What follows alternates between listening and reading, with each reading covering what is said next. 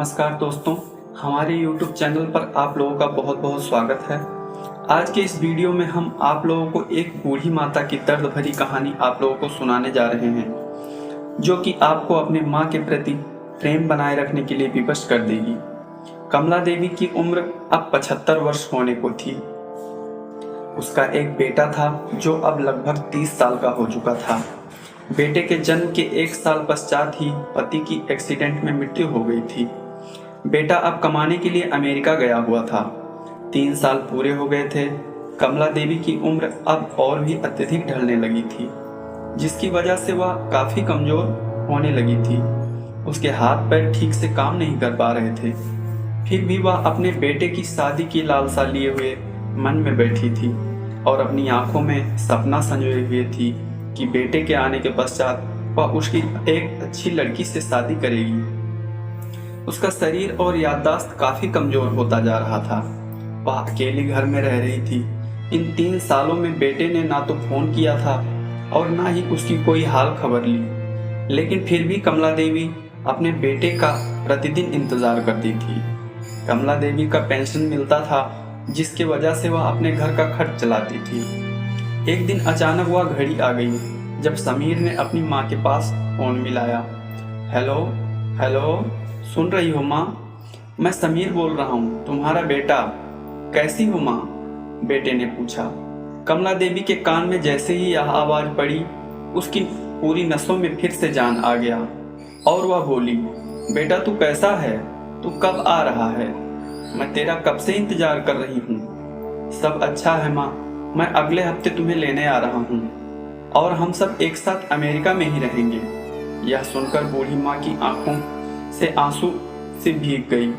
बेटे ने कहा, माँ मुझे ज़्यादा छुट्टी नहीं मिली है, इसलिए आप गांव का घर और खेत बेचने के लिए प्रॉपर्टी डीलर से बात कर लेना। माँ बोली, क्या हमें यह घर बेचना पड़ेगा?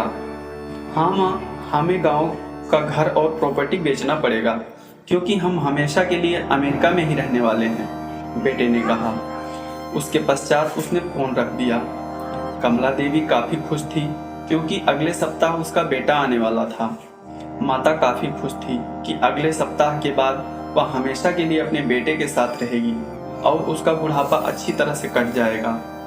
वह घर बेचना नहीं चाहती थी, क्योंकि उसने उस घर में 40 साल बिताए थे, जिसकी यादें उसके साथ जुड़ी हुई थी। लेकिन बेटे का साथ रहने के कारण वह अपने दिल पर पत्थर रखकर घर बेचने के लिए तैयार हो गई। उसके पश्चात अगले सप्ताह बेटा घर आ चुका था। आने के पश्चात सबसे पहले वह डीलर के पास जाकर आधे दाम पर ही आनन फानन में घर को बेच दिया और अपनी माँ को लेकर टैक्सी में बैठकर एयरपोर्ट के लिए रवाना हो गया। थोड़ी देर में दोनों एयरपोर्ट पहुंच गए। एयरपोर्ट पर आकर समीर ने कहा, माँ तुम इस बेंच पर बैठो, मैं टिकट लेकर आता हूँ। वहाँ थोड़ी टाइम लगेगी और काफ़ी भीड़ भी है, इसलिए कमला देवी उस बेंच पर बैठ गई। बेटा अंदर टिकट लेने चला गया। काफ़ी समय पश्चात भी समीर वापस नहीं लौटा, तो माँ ने सोचा अंदर काफ़ी भीड़ है, शायद इसी वजह से इतना समय लग रहा है। वह चुपचाप बेंच पर बैठी रही।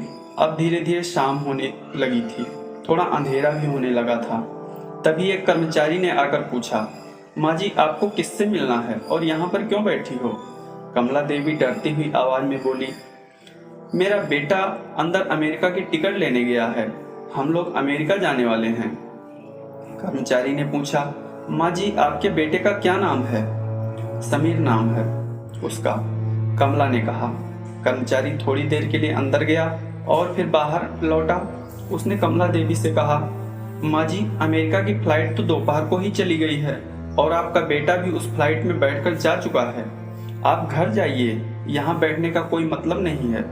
यह सुनकर कमला देवी का मस्तिष्क सन्न रह गया। उसने सपने में भी नहीं सोचा था कि उसका बेटा उसके साथ ऐसा भी कर सकता है। घर का नाम सुनते ही कमला देवी के आंखों से आंसू बहने लगे, क्योंकि वह घर अब बिक चुका था।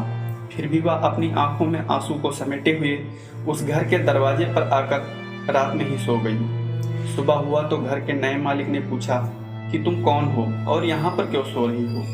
जब कमला देवी ने सारी बात बताई तो उस बुढ़िया पर मकान मालिक को दया आ गई और उसने किराए पर ही उसी घर में एक कमरा दे दिया जिसमें रहकर वह अपने बुढ़ापे का जीवन व्यतीत करने लगी। यह कहानी उन सभी माताओं को समर्पित है जो कि अपने पुत्र के लिए इस प्रकार का प्रेम करती हैं। इसीलिए तो कहा गया है कि पुत्र कुपुत्र हो सकता है पर माता कभी कुमाता नहीं हो सकती।